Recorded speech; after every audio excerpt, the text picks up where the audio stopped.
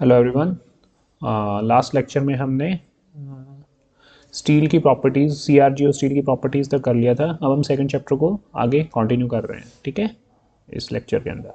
तो हम स्टार्ट कर रहे हैं बंडल कंडक्टर्स से। ओके, तो जनरली क्या होता है, bundle conductors are those conductors which form two or more standard conductors. देखिए जनरली हमारे पास क्या होता है, तीन फेजेस होते हैं इलेक्ट्रिकल इंजीनियरिंग में। थ्री फेज सिस्टम होता है आर वाई बी। तो हमारे माइंड में क्या चलता है कि एक फेज के लिए एक ही तार होगी, ये आर फेज के लिए होगी, ये वाई फेज के लिए होगी, ये बी फेज के लिए होगी, ठीक है। लेकिन जब हाइयर वोल्टेजेस पे जाते हैं, हाइयर वोल्टेजेस जो बहुत ज़्यादा वोल्टेज होती है, ग्रेटर देन 220 kV जनरली, ठीक है। ग्रेटर देन 220 kV कब होता है, जब हमको ट्रांसमिट करनी होती है इलेक्ट्रिसिटी लॉन्ग डिस्टेंसेज के लिए, ठीक है। 765 kV होगी और हायर वोल्टेजेस होगी। तो उस केस में हम क्या करते हैं, एक पर्टिकुलर फेस के लिए हम एक वायर नहीं लेते बल्कि कई वायर्स लेते हैं पैरेलल में। जैसे आर फेस के लिए हमने कई तारें ली, एक दो, ठीक है, हमने ऐसे पैरेलल में ले ली वायर्स। तो इन जो वायर्स को जिनको पैरेलल में लेते हैं, इनका जो नाम होता है वो होता है बंडल कंडक्टर्स। इनको हम बोलते हैं बंडल कंडक्टर्स, यानी हमने बंडल बना दिया कंडक्टर्स का, ठीक है, गट्ठा बना दिया, इसलिए हम इनको बंडल कंडक्टर्स बोलते हैं, ठीक है। तो स्ट्रैंडेड, स्ट्रैंडेड यानी अलग अलग कंडक्टर्स, बंडल टुगेदर, एक साथ बंडल बना दिया हमने इनका, to get to more current carrying capacity. इससे हमारे क्या आ गई, करंट कैरिंग कैपेसिटी बढ़ जाती है सिस्टम की। अच्छा, यानी कि एक सिंगल तार अगर हम लगाते तो उसकी जो करंट कैरिंग कैपेसिटी होती आर फेज के लिए, और हमने दो तारें जो लगा दी उनकी जो करंट कैपेसिटी होगी ये ज़्यादा होगी एज कम्पेयर टू दिस, ठीक है। इसकी करंट कैरिंग कैपेसिटी ज़्यादा होगी, इसलिए हम यूज़ करते हैं। For voltage greater than 220 kV it is preferable to use more than one conductor per phase. एक से ज़्यादा कंडक्टर पर फेज यूज किया जाता है, which is known as bundle conductor. Here two or more standard conductors are use per phase. दो या दो से ज़्यादा कंडक्टर्स यूज कर सकते हो एक फेज के लिए। Also to increase the current carrying capacity of the system and bundle conductor also contributes various facilities to the in addition to, मतलब इन एडिशन टू मतलब करंट कैरिंग कैपेसिटी तो बढ़ाता ही बढ़ाता है, उसके अलावा भी कई फायदे हैं। इन एडिशन टू इंक्रीजिंग, ये आएगा यहाँ पे, the current carrying capacity of the system. तो अब देखते हैं इसके एडवांटेजेस क्या हैं। देखिए, we can reduce the reactance of line. सबसे इंपॉर्टेंट बात क्या है कि अगर आप पैरेलल में ट्रांसमिशन लाइन्स लगाओगे तो जो उनकी रिएक्टेंस है आप उसको क्या करोगे, रिड्यूस कर दोगे। रिएक्टेंस होता है एक्स ट्रांसमिशन लाइन की is equal to omega into L. तो इसमें आप एल जो एल की वैल्यू जो होती है उसको आप रिड्यूस कर देते हो। तो एल अगर रिड्यूस हो जाता है तो एक्स भी आपका रिड्यूस हो जाता है, और एक्स अगर आपका रिड्यूस हो जाता है तो आप ज़्यादा पावर ट्रांसमिट कर सकते हो। सेंडिंग एंड से रिसीविंग एंड के बीच में आप ज़्यादा पावर ट्रांसमिट कर सकते हो, ठीक है, अगर आप बंडल कंडक्टर्स यूज़ कर रहे हो तो, क्योंकि उस केस में एक्स आपका रिड्यूस हो जाता है। Second, bundle conductors reduce the voltage gradient. Voltage gradient क्या चीज़ होती है आपका, ये तार है, तार के अंदर वोल्टेज का जो आपका फॉल हो रहा है डिस्टेंस के साथ, उसको हम बोलते हैं वोल्टेज ग्रेडियंट, ठीक है। तो अगर वो एकदम रैपिडली फॉल हो जाएगा तो उस केस में प्रॉब्लम खड़ी हो जाएगी, ठीक है। एक पॉइंट पे वोल्टेज ज़्यादा है, एक पॉइंट पे कम है, तो यानी पोटेंशियल डिफरेंस बहुत ज़्यादा हो जाएगा उस एरिया में। तो उसकी वजह से क्या होंगे, आपके कोरोना लॉसेस बढ़ जाएंगे सिस्टम के, ठीक है। डीवी बाई डी एक्स बोलते हैं इसको, rate of change of voltage with distance. तो अगर आपका डीवी बाई डी एक्स ज़्यादा है, वोल्टेज ग्रेडियंट ज़्यादा है, तो उस केस के अंदर क्या होंगे, आपके लॉसेस बढ़ जाएंगे। और अगर कोरोना लॉस बढ़ जाएंगे, एक ही वायर ले रहे हैं तो ऑब्वियसली उसमें वोल्टेज ग्रेडियंट आने की पॉसिबिलिटी ज़्यादा है, ठीक है, क्योंकि एक ही वायर के अंदर ज़्यादा करंट फ्लो कर रहा है। करंट ज़्यादा फ्लो करेगा तो पोटेंशियल ड्रॉप भी ऑब्वियसली होने के चांसेस ज़्यादा है। पोटेंशियल ड्रॉप अगर ज़्यादा होने के चांसेस है तो यानी डिस्टेंस के साथ जो आपका पोटेंशियल ग्रेडियंट है वो भी आपका बहुत ज़्यादा फॉल कर रहा है। तो उस सिचुएशन को अवॉइड करने के लिए हमने क्या किया, यहाँ पे ऐसे ऐसे लगा दिए। तो एक तो मैं इसमें से 100 एम्पियर करंट भेजूँ, एक मैं इनमें से क्या क्या करूँ, आपका 40-40 एम्पियर भेजूँ, ठीक है। टोटल 120 एम्पियर देखो यहाँ पे करंट जा रहा है। तो यहाँ पे क्या होगा, जो ड्रॉप आएगा डिस्टेंस के साथ पोटेंशियल के अंदर वो कम आएगा। तो उसकी वजह से क्या होगा, कोरोना लॉस आपका कम हो जाएगा। एक ये रीज़न होता है इसका, ठीक है, क्योंकि वोल्टेज ग्रेडियंट रिड्यूस हो जाता है बंडल कंडक्टर्स के अंदर, तो कोरोना लॉस आपके बहुत कम हो जाते हैं, मतलब कम हो जाते हैं as compare to normal conductor अगर हम यूज़ करते हैं तो, सिंगल कंडक्टर यूज़ करते हैं। ये बहुत बड़ा फायदा होता है बंडल कंडक्टर्स का। उसके बाद इसके अलावा क्या, अब आपने एल इफेक्टिव रिड्यूस कर दिया तो इसकी क्या रिएक्टेंस रिड्यूस होगी थी, उसकी वजह से क्या होता है, इसकी रेडियो इंटरफेरेंस भी रिड्यूस हो जाती है, कि जो रेडियो की जो कम्युनिकेशन होती है उन लाइंस के साथ, उस फ्रीक्वेंसी के साथ ये फिर इंटरफेयर नहीं करता, ठीक है। It reduces surge impedance. अब ये सर्ज इम्पिडेंस क्या होता है, ये मतलब आप सी की लो में क्या बताऊँगा आपको। अच्छा, सर्ज इम्पिडेंस क्या होता है, जैसे एक पॉइंट से दूसरे पॉइंट के बीच में अगर सर्ज इम्पिडेंस लगी हुई है तो बिना किसी पोटेंशियल ड्रॉप के आप पावर को एक एंड से दूसरे एंड पे ट्रांसमिट कर सकते हो। व्हाट इट इज़, मतलब आपका दिमाग थोड़ा घूमेगा, बट एक्चुअली आप ना नेट पे स्टडी करो इसको डिटेल में। ये अपने आप में एक बहुत इंपॉर्टेंट कॉन्सेप्ट है पावर सिस्टम्स का। सर्ज इम्पीडेंस क्या होती है, उसका क्या फ़ायदा होता है, क्या नुकसान होता है, ठीक है। ओके, वहाँ से आप करके मुझे भी बताओ, मैं सुनना चाहूँगा आपने क्या सीखा वहाँ से। ऑल्दो मुझे आता है बट इसको एक्सप्लेन अगर करने लगा मैं तो फिर पता चलेगा 15 मिनट इसी में चले गए। ओके, नेक्स्ट हम चलते हैं application of bundle conductors. Application क्या है, ट्रांसमिशन के लिए यूज़ होगा, ठीक है। As it helps in obtaining better voltage regulation. Obviously अब जब आपका करंट कम फ्लो कर रहा है तो जो ड्रॉप आएगा करंट की वजह से आई इंटू जेड, जेड आपकी इंपीडेंस है इसकी ट्रांसमिशन लाइन की, तो करंट अगर फॉल कर गया तो V is equal to I into Z transmission line के अलॉन्ग, करंट कम तो वोल्टेज कम, यानी वोल्टेज ड्रॉप जो हो रहा था इसके अंदर आपका लाइन के अंदर वोल्टेज ड्रॉप वो क्या हो जाएगा, कम हो जाएगा, वोल्टेज ड्रॉप रिड्यूसेस, ठीक है। अच्छा, तो अगर वोल्टेज ड्रॉप रिड्यूस हो गया तो ये आपकी रिसीविंग एंड वोल्टेज है, ये आपकी सेंडिंग एंड वोल्टेज है। वोल्टेज रेगुलेशन कैसे निकालते हो आप, V R, receiving end voltage magnitude minus sending end voltage magnitude divided by receiving end voltage magnitude. तो अब आपका अगर लॉस कम हो रहा है, ड्रॉप कम हो रहा है, तो V R minus V S की वैल्यू क्या आएगी, कम आएगी। तो अगर वो कम होगी तो ऑब्वियसली क्या होगा, देखो आपका ड्रॉप कम हुआ, वी एस आपने यहाँ से चला, वी एस में ड्रॉप कम हुआ तो आप वी आर पे पहुंचे, एक आपका ड्रॉप काफ़ी ज़्यादा हो गया तो वी आर काफ़ी कम हो गया, तो V R minus V S की वैल्यू इस केस में क्या होती, अगर आप बंडल कंडक्टर्स यूज़ कर रहे हो तो ऑब्वियसली आपकी V R minus V S की value in case of bundled conductors is much less than Vr minus Vs की वैल्यू नॉर्मल कंडक्टर्स में अगर आप यूज़ करते तो इससे मैं क्या बोल सकता हूँ कि ये वैल्यू कम है तो उसका वोल्टेज रेगुलेशन अच्छा है, voltage regulation is good.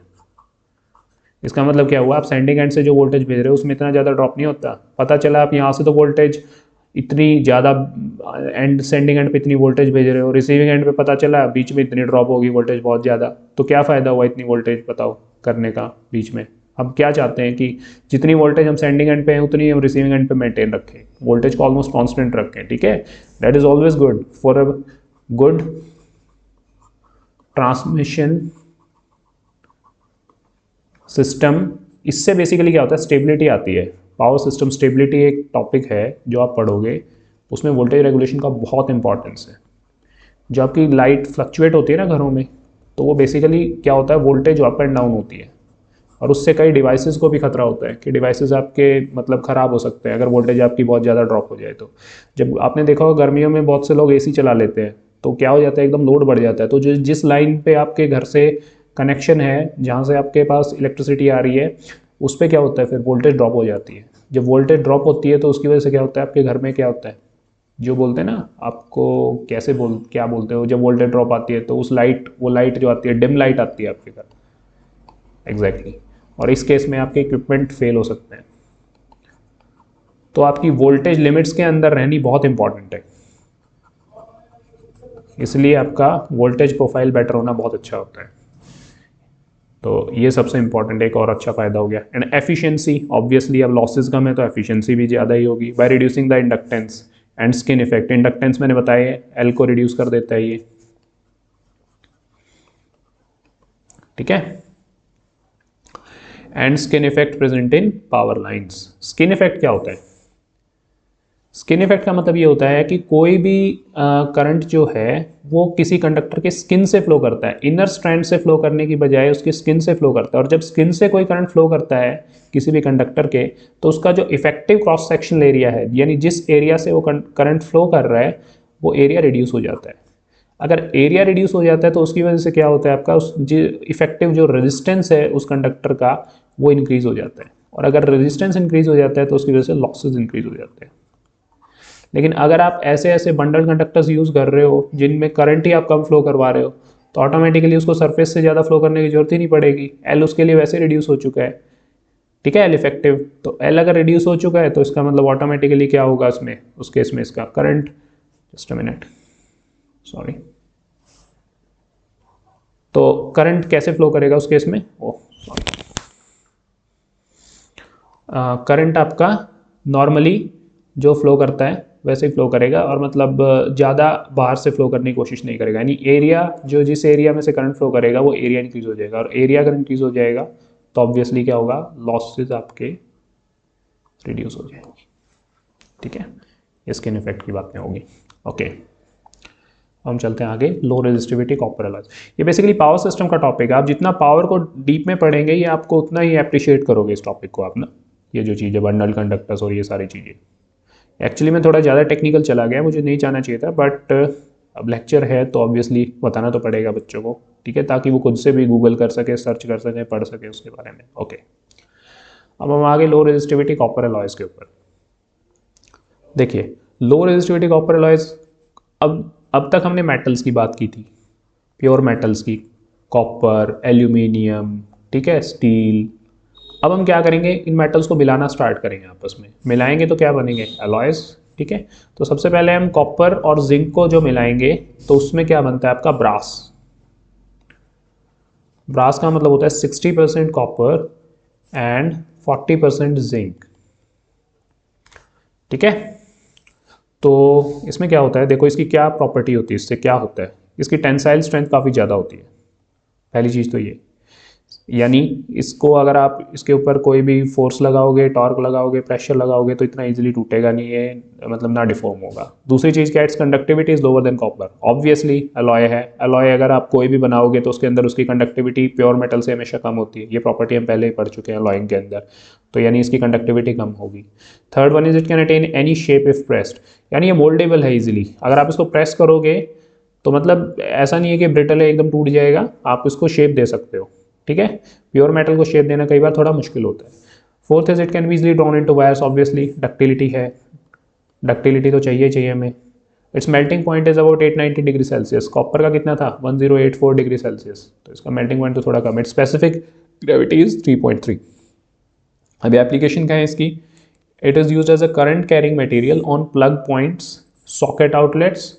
Plug point, जो प्लग के पॉइंट आप लगाते हो उसके अंदर यूज़ होता है। सॉकेट के जो आउटलेट्स बनते हैं आपके वो ब्रास के बनते हैं, स्विचेस कई बार जो ब्रास के बनते हैं, और लैंप होल्डर्स, जो लैंप के होल्डर्स होते हैं आपके वो भी ब्रास के बनते हैं। ओके, लैंप होल्डर्स आपने देखे होंगे बल्ब के ऊपर, जो वो ऐसे नहीं लगाते, प्लेट सी छतरी सी लगी होती है ऐसे ऐसे ऐसे, उसके नीचे बल्ब लगता है आपका, वो लैंप होल्डर ही एक टाइप से, लैंप होल्डर ऐसे लगता है, उसमें लैंप लगाते हो। ओके, ऑल्दो मेरी ड्राइंग काफ़ी ख़राब है and you have to bear with it. Okay, अब हम आगे ब्रॉन्ज पे। ब्रास के बाद ब्रॉन्ज आ गया। ब्रॉन्ज क्या, it is alloy of copper and tin, वो कॉपर एंड जिंक का था, ये कॉपर एंड टिन का है। It contains 84% copper and 8 to 16% of tin. Okay, तो इसकी प्रॉपर्टीज़ देखते हैं। It is found in two types, cadmium bronze and silicon bronze. जिसमें कैडमियम ऐड करोगे वो कैडमियम ब्रॉन्ज हो जाएगा, जिसमें सिलिकॉन ऐड करोगे सिलिकॉन ब्रॉन्ज हो जाएगा। अच्छा, इसे it has good conductivity but less than copper. Obviously alloying की है आपने, तो एलॉइंग में नेचुरली प्योर मेटल से कम होगी कंडक्टिविटी। उस बेसिक प्रॉपर्टी को याद रखो, बेसिक कॉन्सेप्ट जो मैंने पिछले लेक्चर में बताया था। नेक्स्ट है, it is free from corrosion, इसमें जंग नहीं लगता ब्रॉन्ज पे। ब्रॉन्ज को क्या बोलते हैं आप, तांबा बोलते हो शायद, most probably, I don't know whether I have written it correctly or not, देख लेना। Application, it is use for conducting commutator और सेगमेंट्स। देखो कम्यूटेटर जो होता है वो डीसी मशीन्स के अंदर यूज होता है क्या, और कम्यूटेटर क्या होता है, मैकेनिकल रेक्टिफायर होता है जो एसी को डीसी में कन्वर्ट करता है। तो ये बहुत ज़्यादा इंपॉर्टेंट डिवाइस है डीसी मशीन्स के अंदर कम्यूटेटर। तो वो जो बनती है आपकी वो जनरली ब्रॉन्ज की बनती है। ठीक है, उसके ऊपर फिर ब्रशेज लगते हैं कार्बन ग्रेफाइट की। अब ये इतना वियर एंड टियर इतना इजीली नहीं होता, प्लस इसकी कोरोजन रेजिस्टेंट होता है, इसलिए हम कम्यूटेटर के अंदर जो ब्रशेज कम्यूटेटर जो बनाते हैं वो जनरली हम ब्रॉन्ज का बनाते हैं। ठीक है, करंट को इजीली कलेक्ट कर लेता है ये बेसिकली इसका काम होता है करंट को कलेक्ट करना मोटर के अंदर या जनरेटर के अंदर, डीसी मशीन के अंदर, टू करंट कलेक्शन। ठीक है, ये इसका बेसिक होता है। जब आप इलेक्ट्रिकल मशीन्स 1 पढ़ोगे तब आपको ये चीज़ें समझ में आएंगी डीप में। ओके, अब हम आ गए बेरिलियम कॉपर पे। Beryllium copper is what, 97% copper and 3% beryllium. Okay, its properties are, its modulus of elasticity depend upon the extent of heat treatment of alloy. इसकी मॉडुलस ऑफ इलास्टिसिटी किस पे depend करेगी कि कितना आपकी हीट ट्रीटमेंट की है आपने अलॉय की। यानी कि हीट ट्रीटमेंट का मतलब है वही जो एनील्ड कॉपर और हार्ड कॉपर मैंने जो डिफरेंस बताया था, एक तो आप स्लोली उसको कूल करें, एक आप उसको एकदम कूल करें, तो ऑब्वियसली मॉडुलस ऑफ इलास्टिसिटी यानी कितना इलास्टिक होगा वो उस पर डिपेंड करेगा। ठीक है। It is highly resistant to corrosion, corrosion को रेजिस्टेंट होता है। Its electrical resistivity changes with heat treatment, obvious बात है ये भी कि आपकी रेजिस्टिविटी भी चेंज होगी हीट ट्रीटमेंट के साथ, बिकॉज एटम्स हैं, एटम्स को आप एक तो रैंडमली कूल कर रहे हो, एक आप उनको स्लोली कूल कर रहे हो, तो ऑब्वियसली उनके जो इंटरेक्शन होगी एक दूसरे के साथ वो चेंज होगी। अगर वो चेंज होगी तो ऑब्वियसली इलेक्ट्रिकल रेजिस्टिविटी चेंज होगी। इट इज़ वेल्डेबल एंड मशीनेबल, इसको वेल्ड किया जा सकता है और मशीन्स की फॉर्म में डाला जा सकता है, इससे मशीन्स बनाई जा सकती हैं। It is use for making को एक्सियल कनेक्टर्स कॉइल स्प्रिंग्स, ये कोएक्सियल कनेक्टर कॉइल स्प्रिंग्स के लिए यूज होगा। In electrical equipment like switch, relay blades, relay के ब्लेड्स जो होंगे, control bearings, electronic connector switches, electronics के कनेक्टर स्विचेस कनेक्ट जो करते हैं इलेक्ट्रॉनिक उनको, तो उसमें आपका ये यूज हो बेरिलियम कॉपर। ये एप्लीकेशन है, ये तो आपको याद ही करनी पड़ेगी, there is no other alternative for it. Exam में आता है वो तो 1-2 नंबर में डायरेक्टली पूछेगा what are the applications of beryllium copper and you have to write whatever. ठीक है, there is no other alternative. Right, अब हम आते हैं सिल्वर पे। राइट, सिल्वर का क्या है देखते हैं। देखो, silver is atomic number is 47, its atomic weight is 107, symbol is Ag। Silver is at the top among all good conducting material, सबसे ज़्यादा कंडक्टिविटी सिल्वर की होती है। It is high electrical conductivity and corrosion resistance, इसका corrosion resistance भी काफ़ी ज़्यादा होता है, जंग नहीं लगता इसके अंदर। तभी तो सिल्वर के जो वो होते हैं आपके चांदी की जो ज्वेलरी होती है वो सालों साल पड़ी रहती है, उस पर जंग नहीं लगता। हाँ बेशक काली पड़ जाती है, लेकिन वो भी थोड़ा सा ट्रीटमेंट कराओ वो ठीक हो जाती है। ठीक है। It possesses the following physical, electrical and chemical properties, is highly ductile and malleable, यानी इसकी तारें भी बहुत आसानी से बन सकती है और इसको शीट्स में भी आसानी से काट सकते हो आप। ठीक है। It is highest electrical and thermal conductivity, इसकी इलेक्ट्रिकल कंडक्टिविटी भी बहुत ज़बरदस्त है और इसकी थर्मल कंडक्टिविटी भी हाईएस्ट है। थर्मल यानी हीट को एकदम कंडक्ट करता है, हीट इसके अंदर से ईजिली पास हो सकती है। ठीक है, थर्मल कंडक्टिविटी ये। Its atomic number is this, atomic weight is this, 107 आएगा, ये गलत लिख दिया यहाँ पे। Right, its melting point is 960 degree Celsius, 960 degree Celsius पे पिघलता है। It is low resistivity of the order of 1.5 into 10⁻⁻8 ohm metre. Copper की कितनी थी? 1.7 इंटू 10⁻⁸8। एल्यूमिनियम की थी मोस्ट प्रोबेबली 2.65 इंटू 10⁻⁸8। इसकी कितनी है? 1.5 इंटू 10⁻⁸8, यानी ये तो तीनों का सेम है, इसमें 1.5 सबसे छोटा है, तो इसकी सबसे कम रेजिस्टिविटी है। ओके ओके, अब इसकी डेंसिटी पे आते हैं। डेंसिटी इसकी कितनी है? 10.65 ग्राम पर सीसी, यानी 1 सेंटीमीटर क्यूब के अंदर 10.5 ग्राम वेट होगा सिल्वर में। It has better resistance to oxidation as compare to copper, ये कॉपर से भी बेटर रेजिस्टेंट है ऑक्सीडेशन को। ठीक है, ऑक्सीडाइज नहीं होता इजीली, ऑक्सीडाइज नहीं होगा तो जंग नहीं लगेगा। ठीक है। It has low surface contact resistance, इसका सरफेस कॉन्टैक्ट रेजिस्टेंस बहुत लो है, यानी एक सिल्वर की तार ये, एक सिल्वर की तार ये, अगर इन दोनों को ज्वाइन करोगे किसी भी, मतलब सिल्वर से ही ऑब्वियसली, या किसी भी उससे ज्वाइन भी अगर करोगे तो कॉन्टैक्ट रेजिस्टेंस बहुत कम होगा इसका सरफेस का। ठीक है। It is high value of thermal conductivity, हम पहले देख ही चुके हैं, यानी हीट इसमें से इजिली पास कर जाएगी। ठीक है, कंडक्ट करेगा। Silver is widely use in making of contact of release. इससे अब बनता क्या है? रिले के कॉन्टैक्ट्स, जो रिलेज होती हैं वो ऐसी डिवाइसेज होती हैं जो ये चेक करती हैं किसी भी सर्किट के अंदर whether the operating conditions are in limits और नॉट। ऑपरेटिंग कंडीशंस का मतलब क्या है? ट्रांसमिशन लाइंस के ऊपर या किसी इलेक्ट्रिकल मशीन के अंदर वोल्टेज लिमिट में है या नहीं है। जितनी वोल्टेज, हम पता चला आप ओवर वोल्टेज चला रहे हो, ओवर वोल्टेज चला रहे तो क्या होगा? इंसुलेशन आपकी ख़राब हो सकती है, जितने इंसुलेटर आपने लगा रखे हैं। करंट लिमिट में है या नहीं, अगर करंट आपका लिमिट में नहीं है तो आपका कंडक्टर ही खराब हो जाएगा, हीटिंग इतनी जनरेट हो जाएगी। ठीक है। फिर तीसरी चीज़ पावर, पावर लिमिट में है या नहीं, अगर पावर लिमिट में नहीं है तो ऑब्वियसली पहली चीज़ तो क्या है? थर्मल लिमिट्स तो आप देखो ही देखोगे, प्लस आपकी एक पावर सिस्टम स्टेबिलिटी भी होती है एक, तो वो भी आपकी इफेक्ट हो जाएगी अगर आपकी पावर लिमिट में नहीं होगी तो।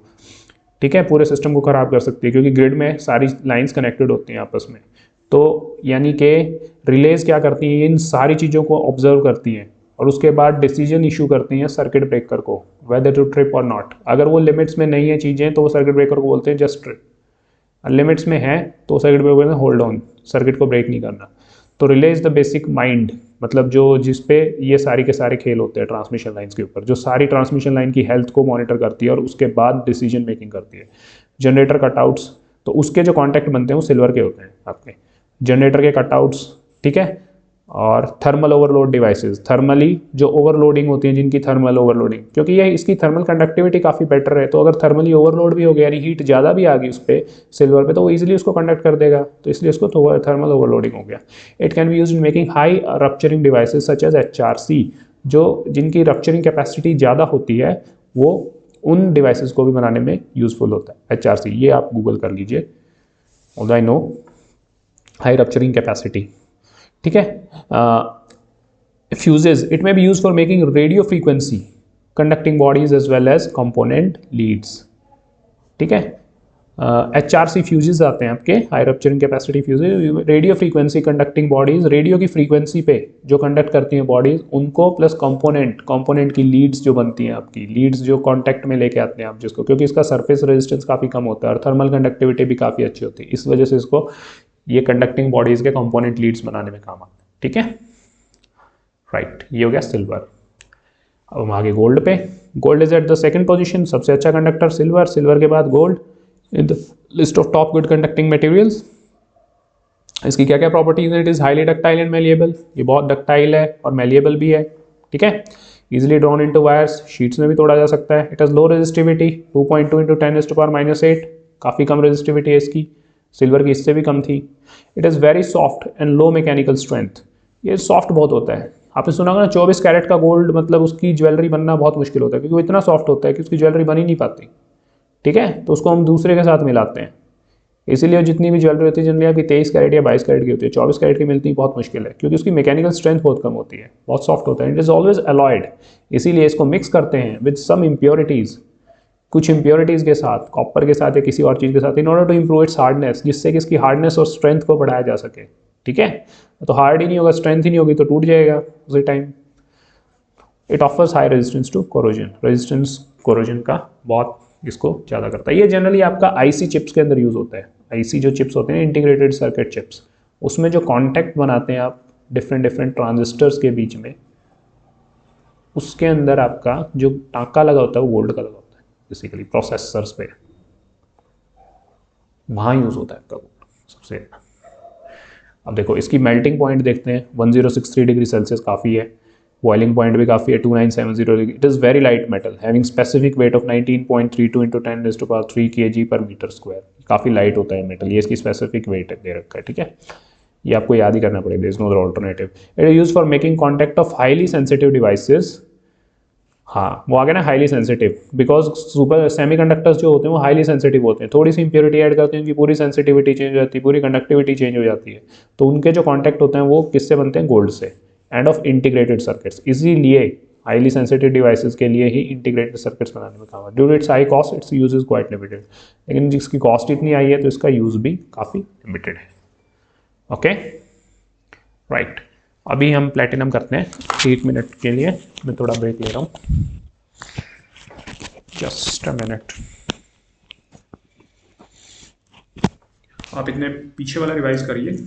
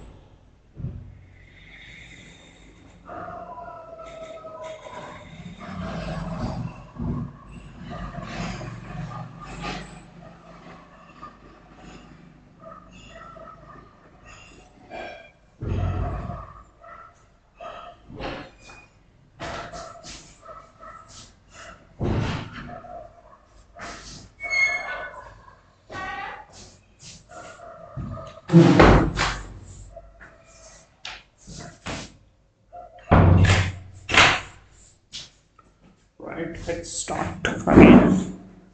First we start platinum. Okay अब हम आ गए प्लेटिनम पे, देखते हैं। देखो प्लेटिनम जो है इसका सिंबल है Pt, एटॉमिक नंबर कितना है इसका? 78, ओके।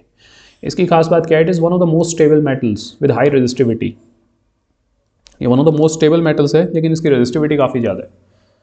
ठीक है।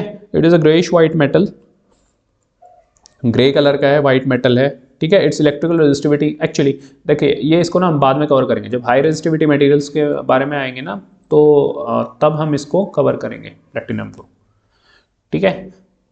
ओके, पहले वो पढ़ाना जरूरी है, हाईली रेजिस्टिविटी। हाँ ओके, स्लाइड बीच में गलती से आ गई, that's why, right. Low resistivity conducting materials हमारे ओवर हो चुके हैं, खत्म हो चुके हैं। अब हम हाई रेजिस्टिविटी कंडक्टिंग मटेरियल्स पे जा रहे हैं। Okay, the conducting materials which have high resistivity are called as high resistivity conducting materials. देखो लो रेजिस्टिविटी की कितनी थी रेंज, रेजिस्टिविटी की 10⁻⁻8 से 10⁻�6। इनकी कितनी है 10⁻⁻6 टू 10⁻⁻3, इनकी रेजिस्टिविटी इतनी है। तो यानी जीरो से पहले, एक से पहले 5 जीरोज हैं यहाँ पे, वहाँ पे एक से पहले कितनी थी 7 जीरोज आ रही थी, समझ रहे हो। तो काफ़ी डिफरेंस है इसमें, यानी इनकी रेजिस्टिविटी ज़्यादा है। एक तो एक से पहले 7 जीरोज आए, एक से पहले सिर्फ 5 जीरोज आए, तो आप समझ सकते हो कि इसकी रेजिस्टिविटी ज़्यादा है, ठीक है। अब इनकी प्रॉपर्टीज़ देखते हैं सबसे पहले। इसकी बेसिक प्रॉपर्टी क्या है, हाई रेजिस्टिविटी, ये तो दिख ही रहा है, 10⁻, ये गलत लिख दिया, 10⁻⁻6 टू 10⁻⁻3, और इसको रेजिस्टिविटी को किसमें नापते हैं, ओम मीटर, ये इसने लिख। अच्छा, low temperature coefficient of resistance, high resistivity conducting materials must have low temperature coefficient of resistance, यानी इनके अल्फा की वैल्यू कम होनी चाहिए। अल्फा क्या बताया था मैंने, delta R by delta T, change in resistance on account of change in temperature, ठीक है। तो अगर आपकी अल्फा की वैल्यू कम होगी तो टेम्परेचर अगर ज़्यादा भी बढ़ेगा तो भी रेजिस्टेंस पे ज़्यादा इफेक्ट नहीं पड़ेगा, तो अल्फा हमेशा कम होना चाहिए अच्छे कंडक्टर के लिए, ठीक है। तीसरी चीज़ क्या है, हाई मेल्टिंग पॉइंट, इनका मेल्टिंग पॉइंट काफ़ी ज़्यादा होता है। High resistivity conducting materials must have high melting point, नहीं तो ये तभी पिघल जाएंगे, ठीक है। Almost all high resistivity conducting materials operate at high temperatures, क्योंकि अब ऑब्वियसली बात है रेजिस्टिविटी बढ़ गई इस कंडक्टर की, और इस कंडक्टर में से आप करंट पास करवा रहे हो और इसकी रेजिस्टिविटी बढ़ गई, तो ऑब्वियसली इसके अंदर हीट लॉस काफ़ी ज़्यादा होंगे। अगर हीट लॉस ज़्यादा होंगे तो इसका टेम्परेचर भी बहुत ज़्यादा बढ़ेगा, और टेम्परेचर अगर ज़्यादा बढ़ेगा, अगर ये मेल्ट हो गया, स्टेबल नहीं है हाई टेम्परेचर के ऊपर, तो क्या फ़ायदा हुआ ये कंडक्टर रखने का। तो यानी इसके लिए हमें क्या करना पड़ेगा, जितने भी ये मटेरियल्स हैं इनके लिए हाई मेल्टिंग पॉइंट जो हम लेते हैं वो यूज़ करेंगे, ठीक है। Almost high resistivity all operate at high temperature such as resistance for motor starters, heaters etcetera, ये इनके अंदर यूज़ होता है, ठीक है। हीटर्स के अंदर स्टार्टिंग ऑफ मोटर, स्टार्टर जो बनाते हैं उसके अंदर जो रेजिस्टेंस लगाते हैं उसमें भी आपका ये हाई रेजिस्टिविटी मटेरियल्स यूज़ होते हैं, कंडक्टिंग मटेरियल्स।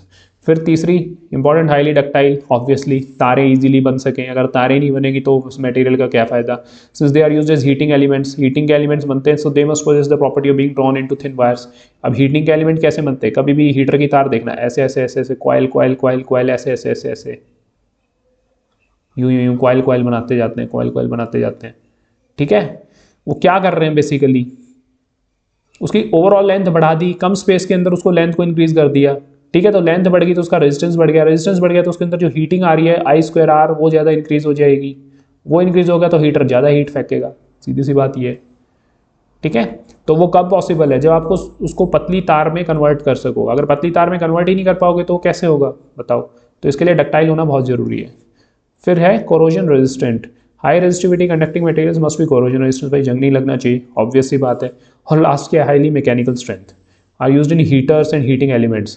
तो ये मतलब हाई इनकी मैकेनिकल स्ट्रेंथ अच्छी होनी चाहिए, ताकि थिन वायर्स में भी अगर आप इसको कर दो तो भी ये टूटे ना ईजिली, तो पता चले रोज़ टूट फूट रहा है आपका मटेरियल, आप डेली सर्विस सेंटर में खड़े हो, ठीक है, चीज़ें यूज़ ही नहीं करेंगे लोग, फिर वो यूज़ ही नहीं हो पाएंगी वो चीज़ें, ओके।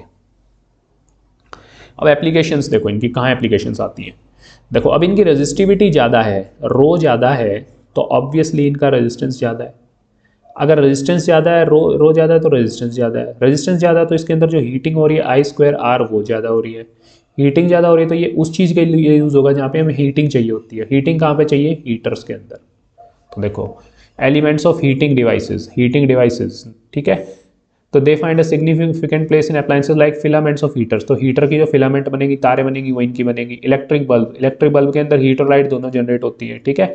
इलेक्ट्रिक आयरन क्या, प्रेस के अंदर भी क्या, प्रेस गर्म होगी तभी तो आप कपड़े अच्छी तरह से प्रेस कर पाओगे, आप उसकी सिलवटें वगैरह या जो भी उसके अंदर रिंकल्स हैं उनको निकाल पाओगे, ठीक है। इलेक्ट्रिक केटल्स में क्या करते हो आप, पानी गर्म करते हो या कुछ भी गर्म करते हो, तो उसमें भी क्या हो रही है आपकी हीटिंग। जहाँ भी हीटिंग से एसोसिएटेड चीज़ें आएंगी वहाँ हाई रेजिस्टिविटी कंडक्टर्स यूज़ होंगे, ये बात याद रखना बस, हाई रेजिस्टिविटी कंडक्टिंग मटेरियल्स वहाँ यूज़ होंगे, ठीक है। अच्छा, use of high resistivity materials in above application reduces the cost and size of appliances. इससे होता क्या है कि कॉस्ट, एक तो उनकी कॉस्ट कम हो जाती है, एक उनका साइज रिड्यूस हो जाता है अप्लायंसेस का, ठीक है।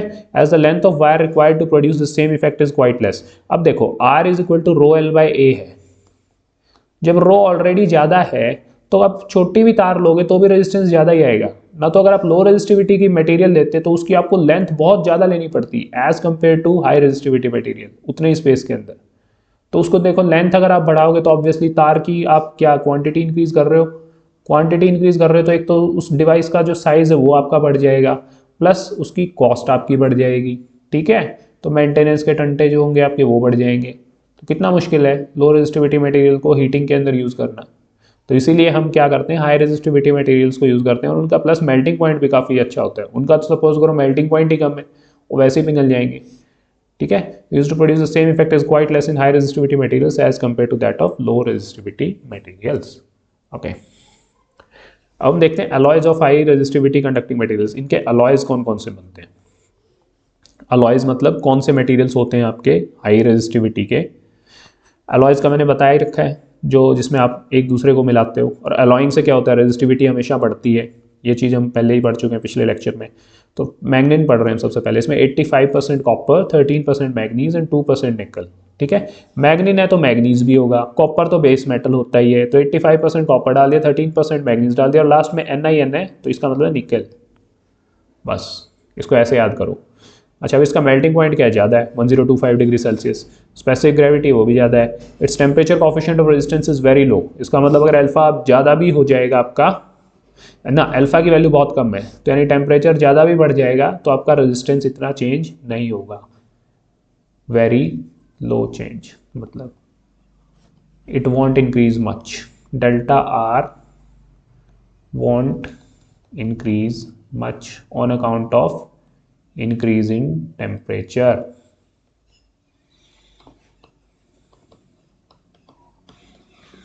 Right, it's a ductile alloy, तो इजीली तारों में ड्रॉन किया जा सकता है, तारें बनाई जा सकती हैं। इसकी it offers high resistance to oxidation, oxidise नहीं होता इजीली, यानी इस पर जंग नहीं लगता।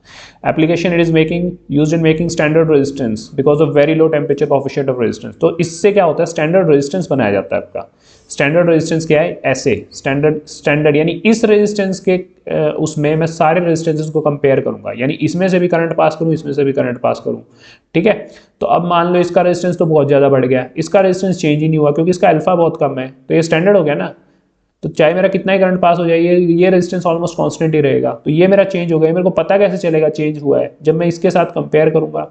तो जो कंपैरिजन होता है तो वो स्टैंडर्ड रेजिस्टेंस से किया जाता है। तो स्टैंडर्ड रेजिस्टेंस का एक्यूरेट होना बहुत जरूरी है, बिल्कुल, ठीक है। तो उसकी एक्यूरेसी कब रहेगी, जब इसका अल्फा बिल्कुल ऑलमोस्ट क्लोज टू जीरो होगा, और इस मैग्नीन का अल्फा बहुत कम होता है। तो इसीलिए जो स्टैंडर्ड रेजिस्टेंस बनाया जाता है वो मैग्नीन से बनाया जाता है, वेर बिकॉज इसका अल्फा बहुत कम होता है। उसके बाद मेकिंग कॉइल्स जो आप बनाओगे वो भी आप इसकी बना सकते हो। Shunt of measuring instrument, measuring instrument का क्या होता है, शंट कॉइल्स होती हैं इंस्ट्रूमेंट के अंदर। तो मेजरमेंट जब आप करते हो ऑब्वियसली, तो उस केस में आप क्या चाहते हो, एक्यूरेसी चाहते हो सबसे ज़्यादा मेजरिंग इंस्ट्रूमेंट की। और एक्यूरेसी कब रह सकती है, जब उसका रेजिस्टेंस ऑलमोस्ट कांस्टेंट रहे। रेजिस्टेंस ऑलमोस्ट कांस्टेंट कब रहेगा, जब अल्फा की वैल्यू बहुत कम रहेगी, तो इसीलिए यूज़ होगा। इलेक्ट्रिक हीटिंग में तो यूज़ होगा ही होगा, ठीक है, बिकॉज हाई रेजिस्टिविटी मटेरियल है। अब हम आगे कॉन्स्टेंटिन पे। कॉन्स्टेंटिन का मतलब क्या होगा, 60% कॉपर एंड 40% निकल। उसमें क्या था, मैग्नीन में मैग्नीज था, यहाँ पे क्या आ रहा है, निकल की कंटेंट बढ़ गई, कॉपर और निकल आ गया। बाकी एक बार ये ना नेट से चेक भी कर लेना, हो सकता है कहीं ये प्रोपोर्शंस वेरी ना कर जाएं, माइट वेरी। तो एक्चुअल एग्जैक्ट ये इनकी प्रोपोर्शन चेक कर लेना। Properties it is shiny alloy आएगा यहाँ पे, अलाउ नहीं आएगा। Having white silver like appearance, okay. It's specific gravity is about इतना। इट्स मेल्टिंग पॉइंट उसका कम था, 105 कुछ था, 1050 डिग्री सेल्सियस के आसपास था। ये 1300 डिग्री सेल्सियस पे मेल्ट होगा। It is highly corrosion resistance, corrosion नहीं, जंग नहीं लगेगा। It's working temperature is around 500 degree Celsius, यानी 500 डिग्री सेल्सियस पे आराम से काम करेगा। तो इससे क्या बनता है, डिफरेंट टाइप ऑफ रियोस्टैट्स। रियोस्टैट्स वही होते हैं जो आपके रेजिस्टेंसेस होते हैं, वेरिएबल रेजिस्टेंसेस को रियोस्टैट बोला जाता है बेसिकली ना, जिसमें आप रेजिस्टेंस को वेरी कर सकें, वो रियोस्टैट होते हैं। रेजिस्टेंस के वायर्स, ठीक है, रेजिस्टेंस बॉक्सेस, रेजिस्टेंस से रिलेटेड जो चीज़ें होती है, स्टैंडर्ड रेजिस्टेंस तो बनेंगे मैग्नीन के, और बाकी जितने डिफरेंट टाइप के रेजिस्टेंस होंगे वेरिएबल रेजिस्टेंसेस वो बनेंगे कांस्टेंट के। ठीक है, thermocouples and arc lamps. Thermocouples हम लास्ट चैप्टर के अंदर देखेंगे, ये आपका इंपॉर्टेंट टॉपिक है, ये भी हम पढ़ेंगे। और आर्क लैंप्स ये आप नेट से पढ़ सकते हो, क्या होता है, आर्क कैसे एस्टैब्लिश की जाती है लैंप्स के अंदर, वो आप देख सकते हो। अच्छा, ये भी हीटिंग टाइप का एक एलिमेंट ही होता है, हीटिंग भी जनरेट होती है इसके अंदर, इसलिए कांस्टेंट यूज़ होता है वहाँ पे। अच्छा, अब हम आगे नाइक्रोम पे। नाइक्रोम देखो नाम से ही पता चल रहा है, निकल है, क्रोमियम है, ठीक है। तो क्या हो रहा है, 70 to 80% निकल हो गया बेस मेटल, और 20 से 25% क्रोमियम हो गया, और 3% इसमें मैग्नीज आता है, ठीक है, 2% आयरन होता है इसमें। ये आपका नाइक्रोम बनता है। इसका मेल्टिंग पॉइंट बहुत ज़्यादा है, सबसे बेस्ट मेल्टिंग पॉइंट है। अच्छा, स्पेसिफिक ग्रेविटी भी ठीक है, ज़्यादा है। It is highly ductile alloy, यानी it can be drawn into thin wires. Easily आप क्या कर सकते हो, थिन वायर्स में आप इसको लेके जा सकते हो। It offers high resistance to oxidation, oxidation को क्या करेगा, हाईली रेजिस्टिव होगा, ऑक्सीडाइज नहीं होगा। It is silvery white in appearance, silvery white होता है। एप्लीकेशन क्या है इसकी, it is used as heating element and soldering iron. Soldering iron जो यूज़ करते हो आप, टाँका जिससे लगाते हो, उसके आगे जो हीटिंग एलिमेंट यूज़ होता है वो किसका बनता है, आपका नाइक्रोम का बनता है। ट्यूबुलर हीटर्स, जो ट्यूब वाले हीटर्स होते हैं आपके, ऑब्वियसली जहाँ पे हीटिंग से एसोसिएटेड बात आ रही है, जहाँ पे ज्वाइन करने की बात आ रही है, वहाँ पे क्या हाई रेजिस्टिविटी मटेरियल्स यूज़ हो रहे हैं, उसके जो अलॉय हैं वो यूज़ हो रहे हैं, तो नाइक्रोम वहाँ यूज़ तो होगा ही होगा। ठीक है, ओके। अब हम आगे मरकरी पे। Mercury is a silver white metal, पारा, इसको क्या बोलते हैं मरकरी को, आई डोंट नो, पारा ही बोलते हैं, पता नहीं क्या बोलते हैं। अच्छा, इट्स स्पेसिफिक ग्रेविटी इज 13.55 ग्राम पर सीसी, हैवी होता है ये एज कम्पेयर टू अदर वो। अच्छा, it remains in liquid state eight room temperature, room पे क्या रहता है, लिक्विड स्टेट में रहता है, तभी तो जो आपका थर्मोमीटर होता है उसमें मरकरी यूज़ करते हो आप, ठीक है, बिकॉज वो लिक्विड रहता है रूम टेम्परेचर पे। सॉलिड होगा तो मूव ही नहीं करेगा, दिखाएगा कैसे reading.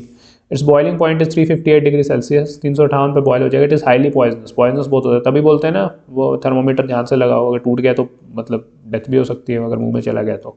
It is heavy white, मतलब काफ़ी प्रॉब्लम क्रिएट कर सकता है आपकी बॉडी में। It is heavy white silver metal, heavy white होता है, हैवी कलर तो होता ही, और वाइट और सिल्वर ये आपने देखी है इसकी अपीयरेंस कैसी होती है, कभी भी आप थर्मोमीटर देख लेना ढंग से, अंदर से आपको पता चल जाएगा। Oxidation takes place beyond 300 degree Celsius in contact with air, इसकी ऑक्सीडेशन हो जाती है बियॉन्ड 300 डिग्री सेल्सियस जब ये एयर के कांटेक्ट में आता है। तो देखो यूज़ कहाँ का होता है, थर्मोमीटर बनाने में यूज़ होता है, फ्लोरोसेंट ट्यूब्स के अंदर भी मरकरी यूज़ होता है, ठीक है। और mercury arc rectifier, mercury arc rectifier क्या होता है, तो ये यूज़ होते थे। ये रेक्टिफायर क्या होते हैं, बेसिकली एसी को डीसी में कन्वर्ट करते हैं, तो ये वहाँ पे यूज़ होता था उन डिवाइसेस के अंदर। ओके, अब हम आ गए कार्बन पे, ठीक है। Carbon is found by the homogeneous mixture of powdered carbon and binders. सिर्फ कार्बन नहीं होता, इसमें कार्बन को बाइंड करने के लिए अलग थोड़े मटेरियल डालते हैं ताकि वो कार्बन के एटम्स एक दूसरे से बाइंड हो सकें, ठीक है, ये आपका होता है। These are then extruded moulded to bake up to 900 degree Celsius temperature. फिर इसको हम क्या करते हैं, 900 डिग्री सेल्सियस पे हम इसको लेके जाते हैं। So carbon is available in two forms, amorphous and crystalline. Charcoal, coke and carbon black are the forms of amorphous, ये एमॉर्फस के पार्ट हो गए, ठीक है। चारकोल, कोक जो ब्लैक से है ना सारे के सारे, कार्बन ब्लैक, वो एमॉर्फस के पार्ट हो गए। जो डायमंड जो शाइनी हो गया, जो ग्रेफाइट हो गया, this are the crystalline form, वो क्रिस्टल की फॉर्म है। ऑब्वियसली यार जब क्रिस्टल्स बन जाएंगे तो क्रिस्टल्स कैसे होंगे, शाइनी, लस्ट्रस, तो वो फॉर्म कौन सी होगी इसकी, एमॉर्फस की होगी, नहीं इसकी हो जाएगी क्रिस्टलाइन फॉर्म हो जाएगी, और जो ब्लैक होगी वो आपकी एमॉर्फस हो जाएगी, ठीक है। So carbon exhibits the following physical and electrical properties. ये इसकी रेजिस्टिविटी क्वाइट हाई, काफ़ी ज़्यादा इसकी रेजिस्टिविटी है, 5000 इंटू 10⁻⁻6 ओम मीटर, यानी 5 इंटू 10⁻⁻3, यानी 5 से पहले कुल 3 zero, 2 zero in fact. It is negative temperature coefficient of resistance, यहाँ नहीं कि अगर आप इसका टेम्परेचर बढ़ाओगे तो इसका रेजिस्टेंस कम होगा, बढ़ेगा नहीं, रेजिस्टेंस घटेगा। अल्फा की वैल्यू क्या है, नेगेटिव है, less than 0। Delta R by delta T, अगर डेल्टा टी बढ़ेगा तो डेल्टा आर घटेगा, तो यानी ये नेगेटिव ये पॉजिटिव, नेगेटिव बटा पॉजिटिव नेगेटिव, यानी alpha less than 0। It has high melting point, इसका मेल्टिंग पॉइंट बहुत ज़्यादा है, 3500 डिग्री सेल्सियस पे मेल्ट होता है। It's specific gravity is about 3.2 ग्राम पर सीसी, उनकी काफ़ी ज़्यादा थी। Its density is about this 2000 kg पर मीटर क्यूब, यानी 1 मीटर क्यूब के अंदर आपका कितना होगा, 2000 kg वेट होगा। ये applications, carbon used in making welding electrodes, welding जो आप करते हो, इलेक्ट्रोड्स जो उसकी बनाते हो, क्योंकि हाई रेजिस्टिविटी मटेरियल है तो वहीं पे यूज़ होगा ये, जहाँ पे क्या आपको हीटिंग जनरेट करनी है। हीटिंग किसके अंदर, वेल्डिंग के अंदर बहुत इंपॉर्टेंट होती है, टेम्परेचर इंक्रीज करना होता है, तो वहाँ पे आपका हाई वेल्डिंग इलेक्ट्रोड्स के लिए कार्बन यूज़ होगा। And as carbon brushes in electrical machines, ये मैं बता रहा था ना, ब्रशेज जो बनती है ग्रेफाइट की बनती है आपकी। ग्रेफाइट कौन सा है आपका, क्रिस्टलाइन फॉर्म ऑफ कार्बन है, क्योंकि ये बहुत मुश्किल से वियर एंड टियर होता है, बहुत ही हार्ड वो होता है। आपको पता है diamond is the hardest form of carbon, hardest form मतलब hardest known material in this world. तो आप इसी से अंदाजा लगा सकते हो कि वियर एंड टीयर यानी जो चीज़ बार बार रोटेटिंग मशीन्स में घूमेगी और जो ब्रशेज स्टैटिक हैं वो टिकी हुई हैं कम्यूटेटर के साथ, और कम्यूटेटर कंटिन्यूसली रोटेट कर रहा है तो बहुत हाई स्पीड से 3000 आरपीएम पे। तो ये सोचो ये ब्रशेज है 2000 आरपीएम पे, 1500 आरपीएम पे, तो ब्रशेज कैसे उसको मतलब वो करेंगी, फिर भी ये वियर एंड टीयर ना हो, तो हमें कोई ऐसा मटेरियल यूज़ करना पड़ेगा जो कि बहुत हार्ड हो, ठीक है, जो ईजिली मतलब वो ना हो, वियर एंड टीयर ना हो, जिस पे रगड़ा ना लगे ज़्यादा से ज़्यादा, और मतलब वो स्मूथ रहे और मतलब ख़त्म ना हो ईजिली।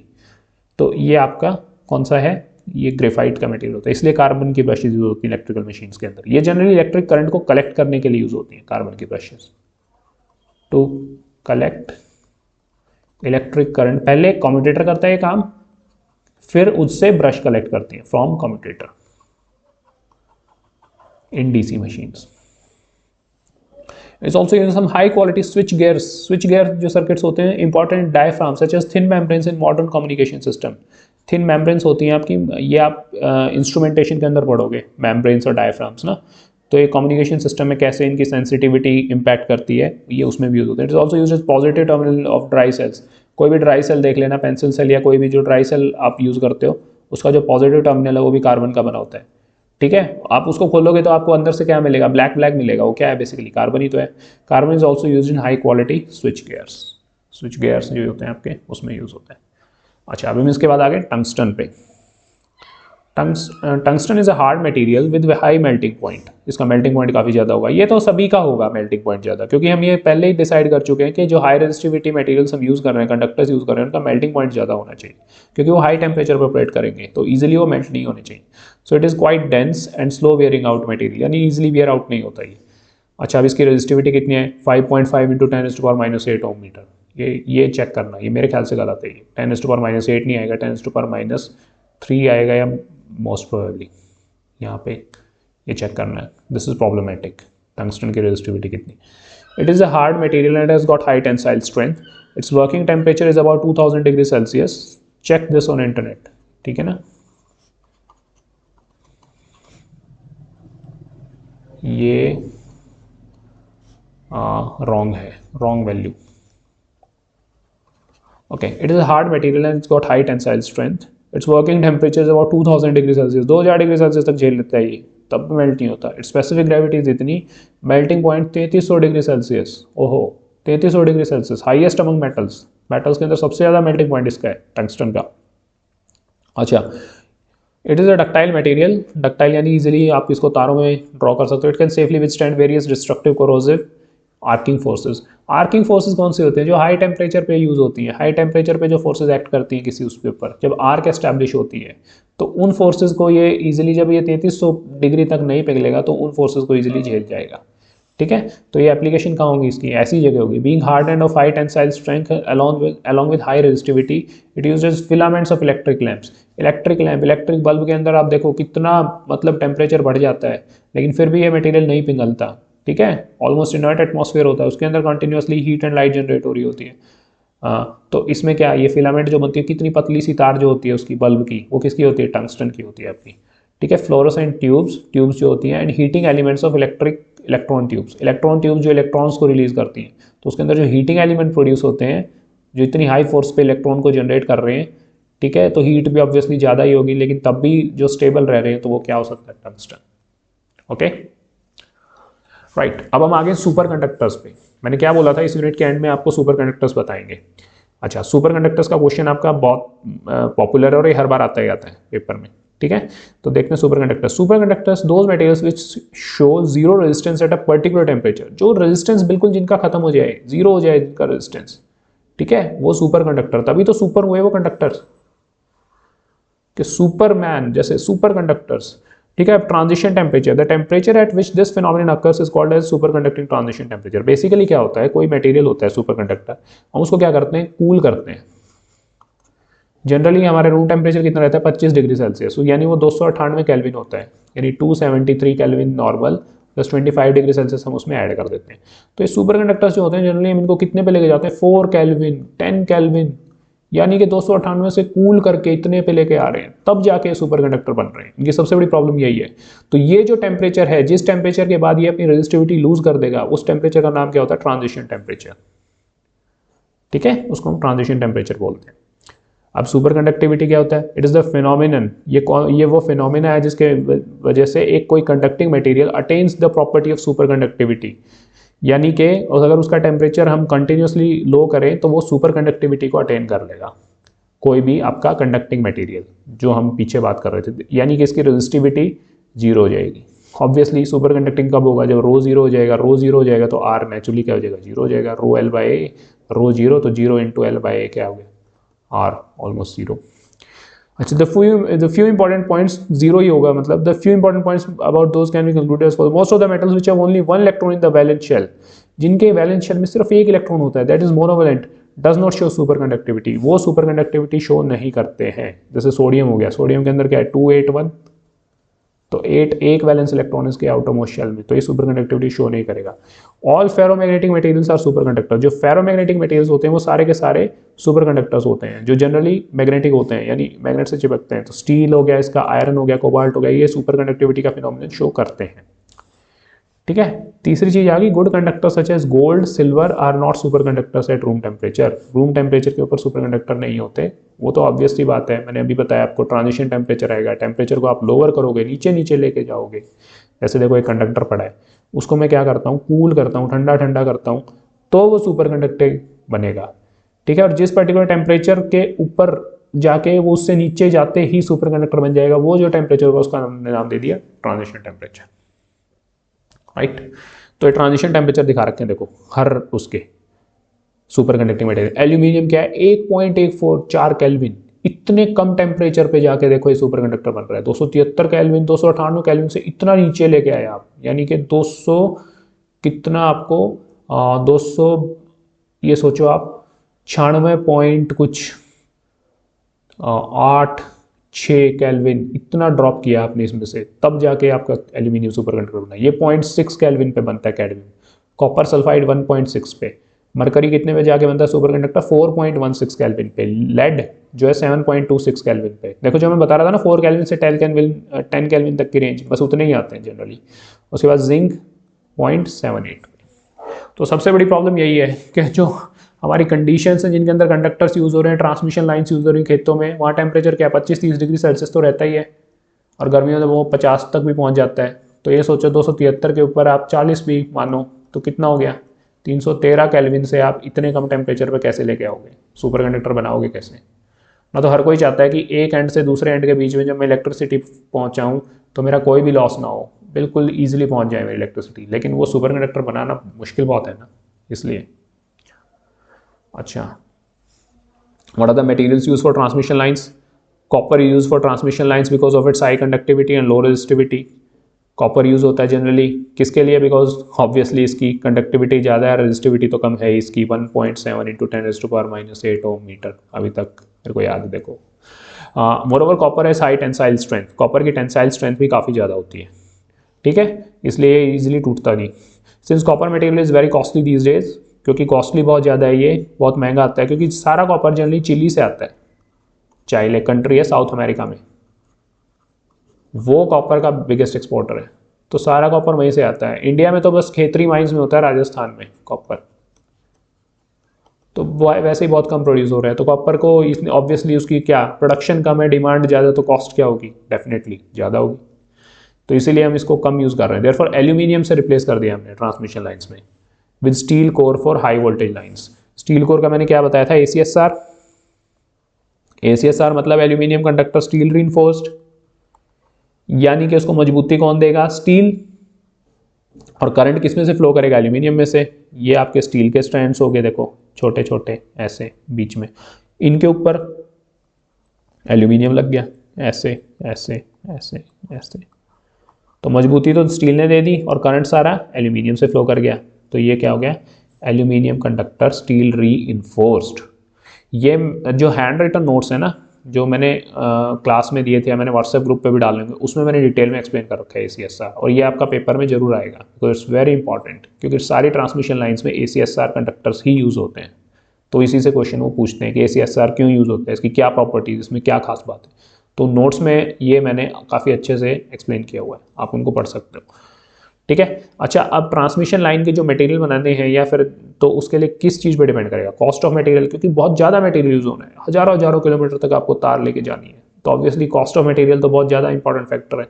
तो कॉपर वैसे इतना कॉस्टली है, तो इतने लंबे डिस्टेंस के लिए कॉपर यूज़ करना तो बेवकूफ़ी है। ठीक है। उसके बाद मैकेनिकल स्ट्रेंथ भी होनी चाहिए। क्यों? क्योंकि जैसे 2 टावर हैं आपकी, 2 टावर्स के बीच में आपने क्या लगा रखे है, तार लगा रखी है। अगर वो स्ट्रांग नहीं है मैकेनिकली, तो हवा चलेगी टूट जाएगी, बारिश होगी तो टूट जाएगी। ठीक है। और बर्फ़ गिरेगी तो इसमें प्रॉब्लम आ जाएगी, टूट जाएगी, झुक जाएगी, मतलब ऐसे सैग आ जाएगा इसमें। तो सैग आ गया तो यहाँ पे क्या, कोई और इंसान आ रहा है, कोई ट्रक आ रहा है, कोई पेड़ इसको टच कर गया तो दिक्कत हो जाएगी। ठीक है। तो कितनी प्रॉब्लम्स है, तो इसकी मैकेनिकल स्ट्रेंथ, इस तार की जो मटेरियल यूज़ हो रहा है उसकी काफ़ी ज़्यादा होनी चाहिए। तीसरी चीज़ इलेक्ट्रिकल प्रॉपर्टीज़। इलेक्ट्रिकल प्रॉपर्टीज़ का मतलब क्या हुआ, इसकी रो जो है रेजिस्टिविटी काफ़ी कम होनी चाहिए, तभी तो आप इजीली एक एंड से दूसरे एंड पे इलेक्ट्रिसिटी ट्रांसमिट कर पाओगे विदाउट लॉसेस के। और द रिक्वायर्ड लोकल कंडीशंस क्या हैं जिनके अंदर आप यूज़ कर रहे हैं उस चीज़ को। अच्छा, मटेरियल्स कौन कौन से यूज़ होते हैं, गैल्वेनाइज्ड स्टील मटेरियल्स। गैल्वेनाइज्ड यानी कोटिंग कर रखी है जिंक की, गैल्वेनाइजेशन यही होता है मोस्ट प्रोबेबली तो। ठीक है, स्टील के ऊपर। फिर गैल्वेनाइज्ड आयरन के ऊपर भी वही कॉपर, इससे क्या होता है, जंग नहीं लगता बेसिकली। फिर कॉपर वेल्ड मटेरियल्स, कॉपर से वेल्डिंग कर रखी होती है मटेरियल्स की, स्टील कोर कॉपर, ये भी यूज़ होता है। मतलब ये अलग अलग टाइप की वो बता रहा है, लेकिन नॉर्मली मैक्सिमम केसेस में आपका ये यूज़ होता है ACSR कंडक्टर। ठीक है, ये यूज़ हो सकते हैं, बट आज की डेट में इसने सबको वैसे रिप्लेस कर ही दिया, स्टील कोड एल्यूमिनियम मटेरियल। इसमें स्टील के स्ट्रैंड्स होते हैं ऐसे ऐसे ऐसे, और उसके ऊपर एल्यूमिनियम के स्ट्रैंड्स लगाते हैं, तो सारा करंट तो एल्यूमिनियम में से जाता है। ठीक है, क्योंकि aluminium is a much better conductor as compare to steel. तो ऑब्वियसली जहाँ पे लो रेजिस्टेंस दिखेगा करंट को, वो वहीं से फ्लो करेगा। लेकिन जो स्ट्रेंथ है, जो मजबूती है, क्योंकि एल्यूमिनियम बड़ा हल्का होता है, ठीक है, और मजबूत नहीं होता, वो उस तार के अंदर जो स्ट्रेंथ और मजबूती, वो स्टील के स्ट्रैंड्स देंगे आपको। ठीक है, ये ऐसे यूज होता है। ओके, ये था आपका, ये एक आपका प्लेटिनम रह गया है, मैं उसको भी बता देता हूँ, लेक्चर फिर कंप्लीट हो जाएगा। देखो, हाँ, प्लेटिनम भी हाई रेजिस्टिविटी मटेरियल था ना, ये हमारा रह गया था, मैंने बोला था मैं आगे करवाऊंगा। ठीक है, अब इसकी देखो इलेक्ट्रिकल रेजिस्टिविटी, ये भी आप चेक करना ये कितनी होती है, ये मेरे ख्याल से गलत लग रही है मेरे को।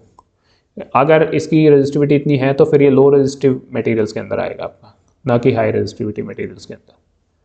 ठीक है, हाँ, ये हाई रेजिस्टिविटी की स्लाइड गलत आ गई थोड़ी, ये आप एक बार देखना। प्लेटिनम लो रेजिस्टिविटी के, मेरे ख्याल से हाई रेजिस्टिविटी में आता है, लो रेजिस्टिविटी में नहीं आता प्लेटिनम, हाई रेजिस्टिविटी आएगी इसकी। तो ये जो वैल्यू है ये आपकी थोड़ी प्रॉब्लमेटिक है। फिर क्या, it is malleable and ductile. ठीक है, शीट्स में आपको इजीली तोड़ सकते हो, इसके तारे बना सकते हो। It is highly corrosion resistant, corrosion यानी जंग नहीं लगेगा इसके ऊपर। It possesses a high tensile strength काफ़ी ज़्यादा है इसकी, टूटेगा नहीं। ठीक है, it is very heavy metal, बहुत हैवी होता है। स्पेसिफिक ग्रेविटी 24.1.4 ग्राम पर cc, इतनी ज़्यादा इसकी स्पेसिफिक ग्रेविटी है। देखो, अब इतना स्टेबल मेटल है तो इसका मेल्टिंग पॉइंट भी बहुत ज़्यादा ही होगा, 1775 डिग्री सेल्सियस। तो ऑब्वियसली ये हाई रेजिस्टिविटी मटेरियल है अगर इसका मेल्टिंग पॉइंट ज़्यादा है तो। बाकी चेक कर लेना, मोस्ट प्रोबेबली यही होगा। ठीक है, हाँ, विद हाई रेजिस्टिविटी। तो ये जो वैल्यू ये इसने दे रखी है, वैल्यू मेरे को गलत लग रही है, डाउटफुल लग रही है, आप ये चेक करना एक बार इसको। Being hard and quite stable, it is used as a heating element in ovens. अब हार्ड है, इतने हाई टेम्परेचर पे सर्वाइव कर जाएगा, तो ऑब्वियसली जितने भी हाईली रेजिस्टिव मटेरियल्स हैं वो कहाँ पे यूज़ हो रहे थे, हीटिंग एलिमेंट्स में यूज़ हो रहे थे।